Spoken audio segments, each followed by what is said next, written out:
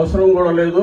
ఆ పార్టీలోకి పోయేది ఎవరన్నా అలాంటి వాడు పోవాల్సిందే కానీ నాలాంటి పోయే పార్టీ అది కాదని కూడా ఈ పార్టీ మీద జగన్మోహన్ రెడ్డి గారి మీద నా మీద నమ్మకంతో యువకులు పెద్ద ఎత్తున పార్టీలో చేరడం. ఆదాల ప్రభాకర్ రెడ్డి గారు అభివృద్ధికి కేరాఫ్ ఎవరుగా ఉన్నారంటే ఆదాల ప్రభాకర్ రెడ్డి గారు. ఈ మూడు విషయాలు ఎలా అనేది మనం ఒకసారి మాట్లాడుకుందాం. అమ్మా, అల్లూరు నియోజకవర్గం ఉండేది, అక్కడంతా పేద మధ్య తరగతి మహిళలు ఉండేవాళ్ళు. వాళ్ళందరికీ వాళ్ళ కాళ్ళ మీద వాళ్ళు నిలబడేటట్లు కుట్ల మిషన్లు కానీ ఈ విధంగా ఆ రోజుల్లో ట్రైనింగ్ ఇచ్చి మహిళలు బయటకు రాని రోజుల్లో వాళ్ళని అభివృద్ధి పదం వైపు తీసుకొచ్చి చాలా చక్కగా వాళ్ళ కుటుంబాలు బాగుపడే పరిస్థితి తీసుకొని వచ్చిన వ్యక్తి ఆదాల ప్రభాకర్ రెడ్డి గారు. ఈనాటి శంకుస్థాపన కార్యక్రమానికి ఈరోజు మొత్తం 140 లక్షల రూపాయలతో ఈ అభివృద్ధి కార్యక్రమాలకి శంకుస్థాపన చేసుకోవడం జరిగింది. ఒక పక్క సంక్షేమ కార్యక్రమాలు, ఇంకొక పక్క అభివృద్ధి కార్యక్రమాల్లో కూడా ఎక్కడా లోపం రానికుండా, ముఖ్యంగా ఎక్కడైతే పేద మధ్యతరగతి వాళ్ళు ఎక్కువగా నివసిస్తారో అక్కడ ఎక్కువ నిధులు వెచ్చించి పనులు చేయడం జరుగుతుందని కూడా ఈ సందర్భంగా తెలియజేసుకుంటూ, ఎందుకంటే పెద్దవాళ్ళు ఉండే ప్రాంతంలో ఏదో ఒక విధంగా వాళ్ళు ఆల్రెడీ అభివృద్ధి చేసుకుని ఉంటారు కాబట్టి ఎక్కడైతే అభివృద్ధి లోపించిందో ఆ ప్రాంతాలపైన దృష్టి పెట్టి ఈ అభివృద్ధి కార్యక్రమాలన్నీ కూడా చేయడం జరిగింది. మన ముఖ్యమంత్రి వైఎస్ జగన్మోహన్ రెడ్డి గారి నాయకత్వంలో పేదవాళ్లకు ఈరోజు అన్ని విధాలా కూడా ప్రభుత్వం అండగా ఉందనే సంగతి మీ అందరికీ మళ్ళీ మళ్ళీ చెప్పాల్సిన అవసరం లేదు. ప్రతి కుటుంబానికి కూడా ఏదో విధంగా ప్రభుత్వ పథకాలు వాళ్ళ ఇంటికే చేరడం చాలా సంతోషించదగిన విషయం. ఈరోజు సచివాలయ వ్యవస్థ కానీ వాలంటరీ వ్యవస్థ వల్ల మనం ఎక్కడెక్కడో తిరగకుండా మన ఇళ్ల సమీపంలోనే మనకి అన్ని కార్యక్రమాలు కూడా నెరవేరే విధంగా ఈరోజు చర్యలు తీసుకోవడం జరుగుతూ ఉంది.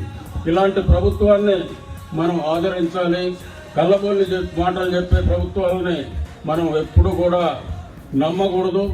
నమ్మితే 5 ఏళ్ళు మనం మోసపోయి ఆ బాధలు అనుభవించాల్సిన పరిస్థితి ఉంటుంది. నిన్న మొన్నటి దాకా డబ్బులన్నీ సంక్షేమ కార్యక్రమాలకు ఖర్చు పెట్టేస్తున్నాడు, అది ఇది అని చెప్పి వాపోయి ఈరోజు మేము వస్తే మేము కూడా సంక్షేమాలు ఇస్తామని అబద్ధాలు చెప్తూ ఉన్నారు.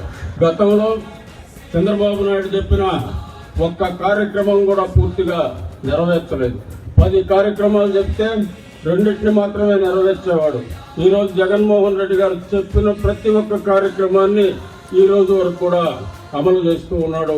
ఇదంతా కూడా గమనించాల్సిన అవసరం ఉంది. ఇంకొకటి ముఖ్యంగా మన నెల్లూరు జిల్లా కానీ నగరం కానీ అందరూ శాంతి కాముకులు.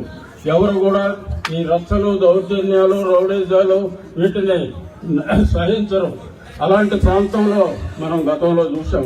కాబట్టి మీరందరూ కూడా ఒకటి ఆలోచించాలి.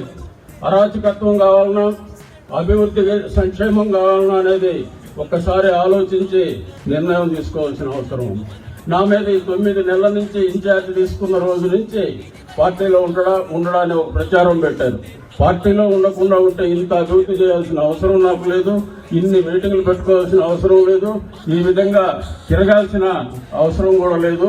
ఆ పార్టీలోకి పోయేది ఎవరన్నా అలాంటి వాడు పోవాల్సిందే కానీ నాలాంటి పోయే పార్టీ అది కాదని కూడా ఈ సందర్భంగా తెలియజేసుకుంటూ, మీరందరూ కూడా మంచి మనసుతో అటు జగన్మోహన్ రెడ్డిని నన్ను ఆశీర్వదించాలని మిమ్మల్ని అందరినీ కూడా మనస్ఫూర్తిగా కోరుకుంటూ సెలవు తీసుకుంటున్నాం. జై హింద్.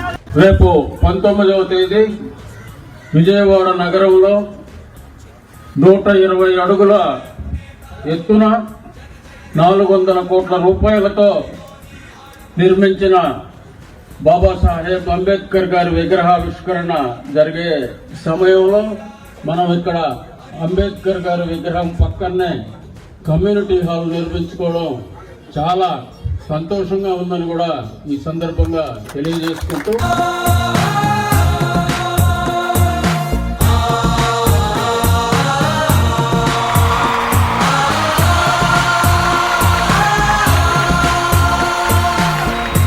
పార్టీ మీద జగన్మోహన్ రెడ్డి గారి మీద నా మీద నమ్మకంతో యువకులు పెద్ద ఎత్తున పార్టీలో చేరడం చాలా సంతోషం.